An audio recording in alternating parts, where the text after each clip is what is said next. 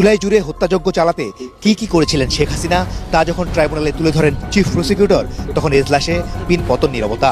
দেশের ইতিহাসে প্রথমবারের মতো সরাসরি সম্প্রচার হওয়া এই বিচার হয়তো দিল্লিতে বসে দেখছিলেন সাবেক প্রধানমন্ত্রী।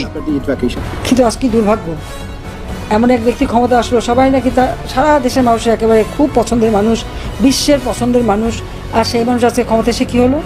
দীর্ঘ এক যুগেরও বেশি সময়ের আইনি লড়াইয়ের সফল অবসান হল। দর্শক, একটা স্বৈরাচারের পতন দেখলো সারা বিশ্ব। কিভাবে তার পতন হয়েছিল ঠিক একইভাবে দেখছেন সেই স্বৈরাচারের বিচার। আর সেই বিচার কার্যক্রম যখন দেশ থেকে দেশান্তর সর্ব জায়গার মানুষগণ দেখছেন, ঠিক সেই সময় শেখ হাসিনা তার নিজের অনুভূতিটাকে সেটি আজকের ভিডিওতে দেখানো হবে। সাথে সাথে দেখানো হবে কোন অপরাধে তাকে কি শাস্তি দেওয়া হচ্ছে। বিস্তারিত দেখুন আজকের ভিডিওতে।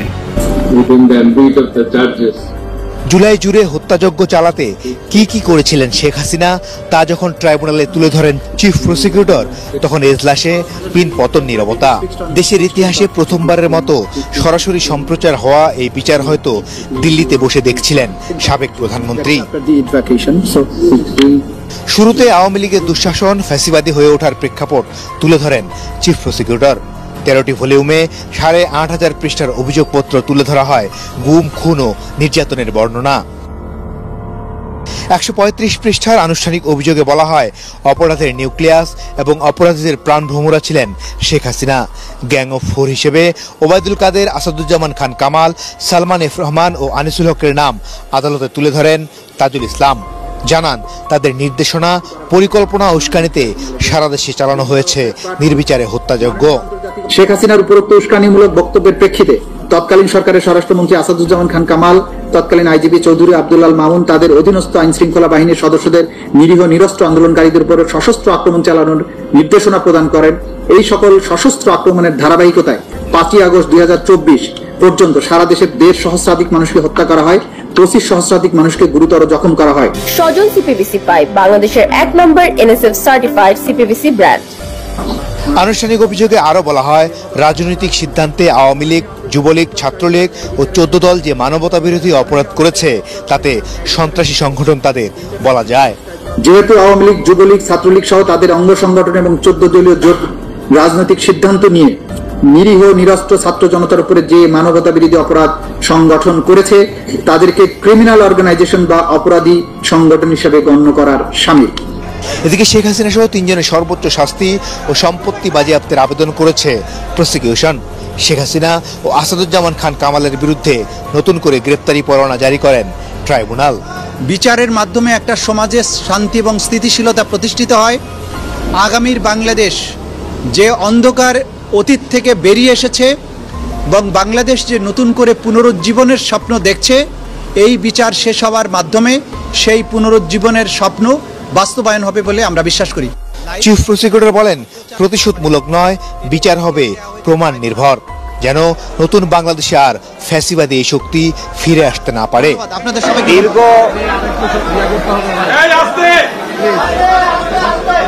দীর্ঘ এক যুগেরও বেশি সময়ের আইনি লড়াইয়ের সফল অবসান হলো।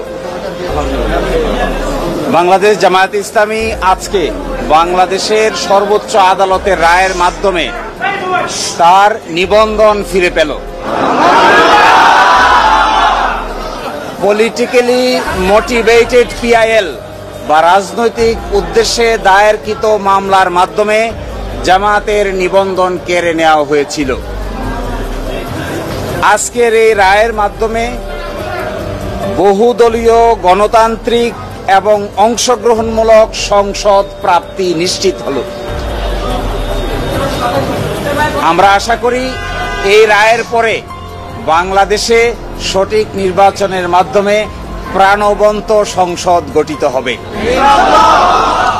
জাতি, ধর্ম, বর্ণ, শ্রেণী নির্বিশেষে সকলেই তাদের ইচ্ছা অনুযায়ী ভোটাধিকার প্রয়োগ করে জামায়াত ইসলামের নেতৃবৃন্দকে বেছে নিবেন, এটা আমরা প্রত্যাশা করি। এবং আমরা এটাও প্রত্যাশা করি বাংলাদেশের আগামী সংসদে ইন্টারেস্টিং এবং কনস্ট্রাকটিভ বিতর্ক হবে, যার মাধ্যমে ডেমোক্রেসি একটি স্থায়ী রূপ লাভ করবে। আজকে মাননীয় আপিল বিভাগ হাইকোর্টের যে রায় ছিলেন এই রায়কে বাতিল ঘোষণা করেছেন এবং ইলেকশন কমিশনকে নির্দেশনা দিয়েছেন বাংলাদেশ জামায়াতে ইসলামীর রেজিস্ট্রেশন এবং অন্য যে সকল ইস্যু ইলেকশন কমিশনের সামনে আছে বা আসবে সেগুলো যেন দ্রুতই নিষ্পত্তি করেন। এর এই মাধ্যমে আজকে বাংলাদেশ জামায়াতে ইসলামী তার নিবন্ধন ফিরে পেল এবং প্রতীকের ব্যাপারটিও ইলেকশন কমিশনের সামনে রেফার করা হলো আদার ইস্যু হিসেবে। এই জন্য আমরা মামলার শর্ট অর্ডার চেয়েছি। আমরা আশা করি আগামীকালকের মধ্যেই মামলার সংক্ষিপ্ত আদেশ আমরা হাতে পাবো। এই সংক্ষিপ্ত আদেশ আমরা ইলেকশন কমিশনের কাছে অ্যাপ্রোচ করব। বাকিটা ইলেকশন কমিশন আইন অনুযায়ী অতি দ্রুত জামাতের নিবন্ধন এবং জামাতের প্রতীক বুঝিয়ে দিবেন, এটা আমরা প্রত্যাশা করি।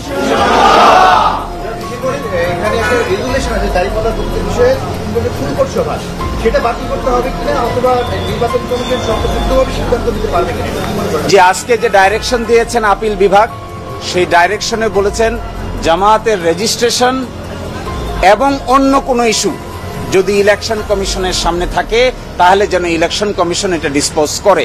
এই অন্য ইস্যু বলতে আমরা বোঝাচ্ছি এটি হলো প্রতীক সংক্রান্ত ইস্যু। আমরা আশা করি ইলেকশন কমিশন নিবন্ধনের ইস্যু নিষ্পত্তি করবেন, একই সাথে অন্য ইস্যু হিসেবে দাঁড়িপাল্লা প্রতীকের ব্যাপারটিও নিষ্পত্তি করবেন। দর্শক, এতক্ষণ পর্যন্ত আপনারা দেখলেন সেই স্বৈরাচারের বিচার যেটি প্রকাশ্যে করা হচ্ছে। সেখানে যখন তার হত্যার যেই হত্যাযজ্ঞ তিনি চালিয়েছিলেন সেটির বিস্তারিত বর্ণনা উঠে এসেছে, তখন পুরো হল রুম যেন নীরবতায় ঢেকে আছিল। দর্শক, এইরকম স্বৈরাচারের বিচার কিন্তু বাংলাদেশে এই প্রথম হচ্ছে, যেটি প্রকাশ্যে দেশের সমস্ত মানুষ এবং আন্তর্জাতিক মহলের সকল নেতাকর্মীরা যার বিচারটি প্রকাশ্যে দেখতে পাচ্ছেন। দর্শক, আপনাদের মনে কেমন মতামত অবশ্যই জানাবেন কমেন্টস বক্সে। আর এরকম নিত্য নতুন ভিডিও পেতে অবশ্যই চ্যানেলটিকে সাবস্ক্রাইব করে পাশে রাখা বেল বাটনটি অন করে দেবেন, তাহলে প্রত্যেক মুহূর্তের আপডেট নিউজগুলো পৌঁছে যাবে আপনাদের কাছে। শুধু তাই নয় দর্শক, সেই স্বৈরাচারের পতন হওয়ার পরে তিনি ভারত থেকে কি বার্তা পাঠিয়েছেন কিংবা তার যে ফোন কলটি ভাইরাল হয়েছিল, নেক্সট ভিডিওতে আমরা সেটি প্রকাশ করতে যাচ্ছি।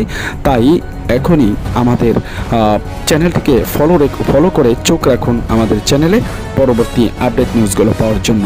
তো সকলকে ধন্যবাদ, আজকের মতো এখানে বিদায় নিচ্ছি, দেখা হবে পরবর্তী ভিডিওতে। আসসালাম।